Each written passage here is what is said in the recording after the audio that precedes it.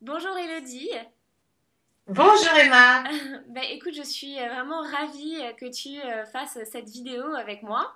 Moi je suis Emma du blog bienhabillé.com et aujourd'hui j'ai décidé de vous présenter Elodie Bossan qui est en fait une coach alimentaire. Donc en gros, elle accompagne les personnes qui cherchent à avoir une alimentation un peu plus respectueuse de leur corps et de l'environnement à trouver exactement l'alimentation qu'il leur faut. J'avais eu cette idée parce que j'aime beaucoup l'approche d'Elodie qui est très respectueuse, qui est très douce quand elle explique comment bien manger au quotidien. J'avais eu cette idée de lui poser cette question. Quels sont le top 5 des aliments qui rendent belle en fait?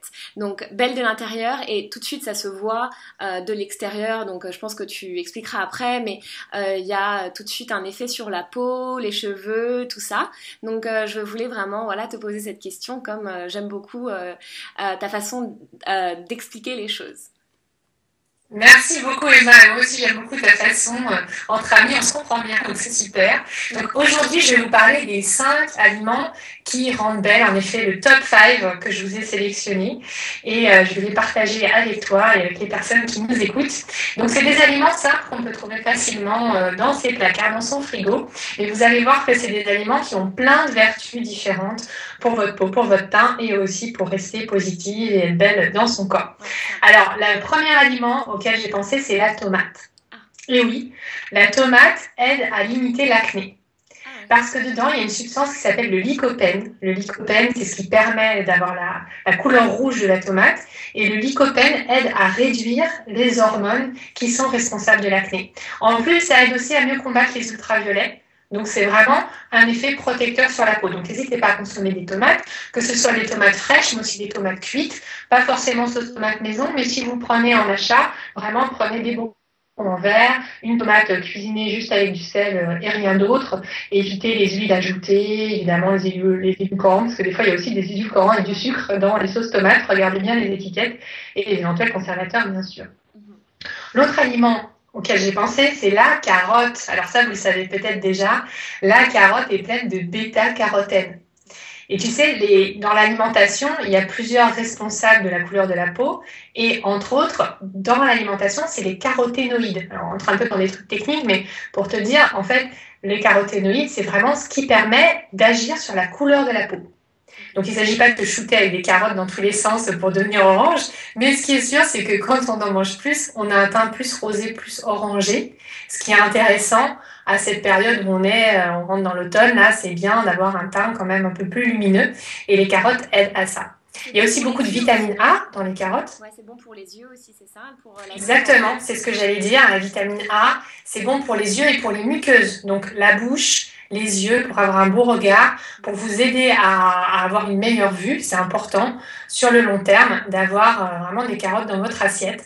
Et puis au niveau des muqueuses, si vous avez des aftes, ou si vous voulez un rouge plus prononcé au niveau de vos muqueuses pour votre bouche, un rouge naturel, n'hésitez pas vraiment à penser à la carotte parce que c'est vraiment l'aliment phare pour les yeux et les muqueuses. Ok. Donc vraiment, pensez-y. Ouais. Donc, tomate, carotte. Et puis, bien sûr, aussi les antioxydants. Alors ça, on en parle beaucoup. Est-ce que tu sais ce que c'est qu'un antioxydant? Comme le cranberry, c'est ça? Par exemple. Ouais. Est-ce que tu sais à quoi ça sert l'antioxydation dans le corps? Ah non, pas vraiment. Eh ben, je suis là pour t'en Oui. parler, ça tombe bien. Vas-y. Donc, les antioxydants, en fait, ça permet de limiter l'oxydation dans notre corps. L'oxydation, elle vient avec les radicaux libres. Les radicaux libres, ce sont des substances qui sont à base d'oxygène et qui viennent, en fait, attaquer plusieurs organismes et plusieurs structures moléculaires dans notre corps. Et les radicaux libres sont favorisés par la pollution, la fumée de cigarette, le stress, bien sûr. Donc, on est bombardé de radicaux libres en permanence. Et l'armée qui vient combattre les radicaux libres dans notre corps, c'est les antioxydants, qui viennent donc limiter l'oxydation et limiter la mortalité de nos cellules. Et du coup, les antioxydants, on les trouve beaucoup dans les baies. En effet, les cranberries sont des baies, tout ce qui est baies rouges. Donc vraiment, tout ce qui est rouge, tout ce qui est orange aussi. Mais l'aliment phare dont j'avais envie de vous parler, c'est la framboise. Parce qu'en général, même ça, les framboises. Ouais. Et ce sont des petites baies rouges qui sont très riches en antioxydants du coup. Et ça va permettre de réduire les imperfections de la peau. Parce que bien sûr, les radicaux libres, plus on en a, plus on a des maladies qui peuvent être favorisées, comme les maladies cardiovasculaires et les cancers. Mais avant ça, bien avant ça, quand on a un organisme inflammé, acidifié et qui manque d'antioxydants, ben, on a un teint brouillé. Et donc, c'est important vraiment de favoriser les antioxydants dans son alimentation. Donc, la framboise, ça fait partie des stars des antioxydants à consommer sans modération.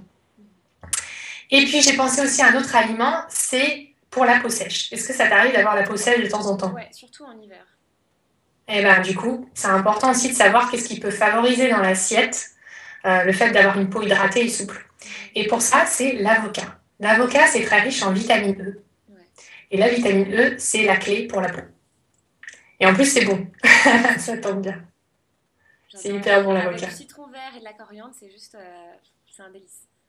Exactement. Il faut vraiment remettre l'avocat au goût du jour. J'ai souvent des personnes que je suis en coaching qui me disent « Oui, mais l'avocat, c'est trop gras, il ne faut pas en manger. » Non, non, non, c'est excellent. C'est du bon gras. Ça fait partie des bonnes graisses. Hein.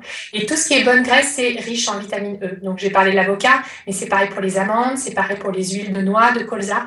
Pas hésiter à consommer vraiment de la vitamine E pour sa peau. Ça la nourrit, ça l'hydrate. Et même pour les personnes qui ont une tendance avec une peau plus grasse ou une peau acnéique, la vitamine E est de base une vitamine qui va équilibrer votre peau et qui va favoriser globalement son aspect. Donc vraiment, favoriser la vitamine E au quotidien. Ok, ouais, c'est bon à savoir.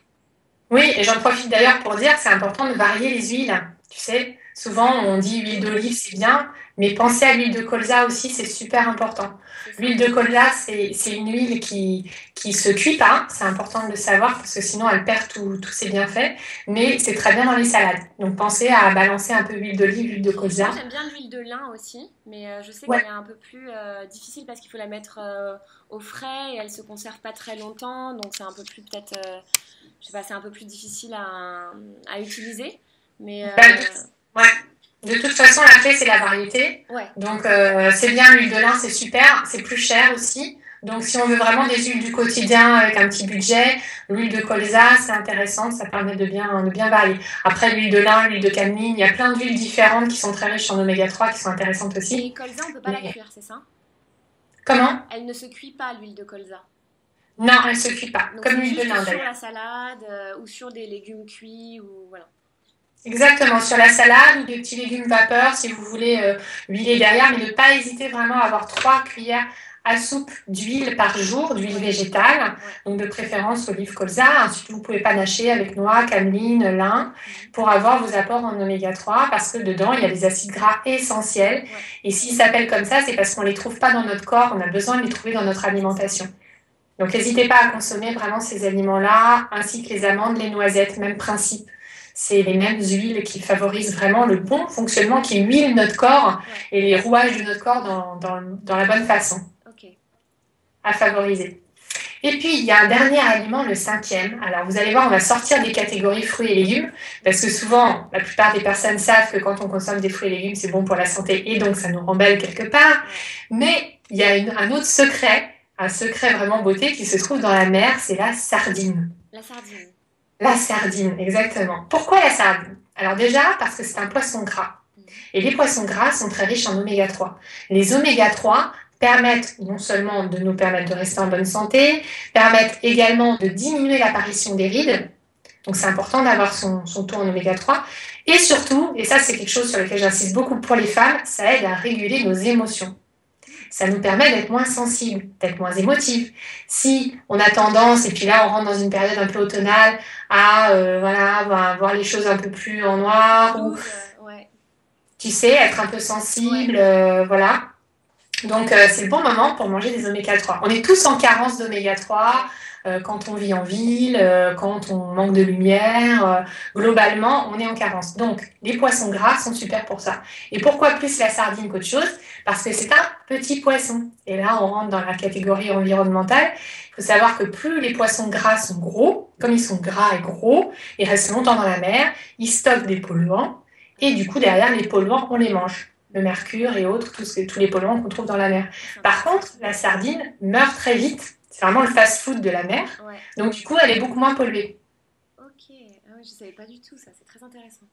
Ouais, et du coup, vraiment les poissons gras, mais petits, c'est-à-dire les sardines, les maquereaux. Oh, ouais. Le saumon, aujourd'hui, il est très intéressant sur un plan nutritionnel, mais sur un plan environnemental, c'est Ouais. dramatique. Et même nutritionnellement, maintenant, quand on fait des tests toxiques, on voit que le poisson, comme le saumon, est extrêmement pollué. Ouais. Pareil pour le thon. Ouais. Donc, vraiment favoriser les petits poissons. D'accord.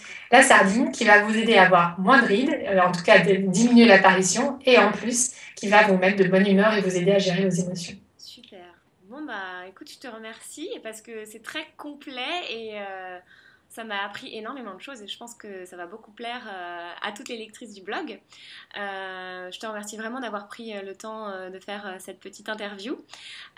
C'est super. Bon, j'ai plein de trucs à raconter maintenant, donc et puis je vais manger aussi tous les aliments que tu as décrits. Je les ai déjà bien inclus dans mon alimentation, mais c'est bien de savoir exactement leurs propriétés et en fait ce qu'ils font exactement dans l'organisme et leurs actions dans l'organisme, c'est très intéressant.